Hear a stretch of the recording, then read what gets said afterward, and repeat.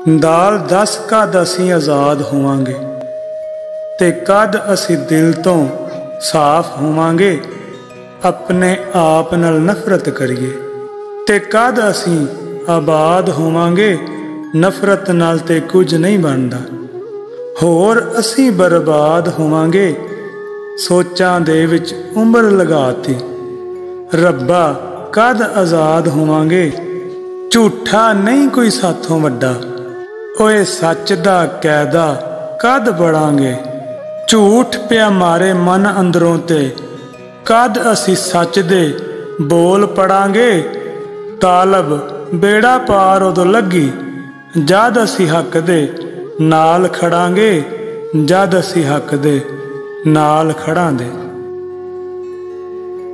पुट्ठा खेड खेडण जग वाले, वेखे सारा जमाना। पुट्ठे हथ कन्नां नूं लावण, सीधे राह नहीं जाना। सीधे राह नहीं जाना।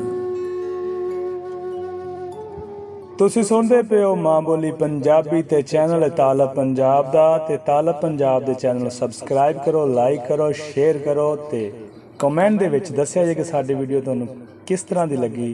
इस दे नाल ही अल्लाह हाफिज़।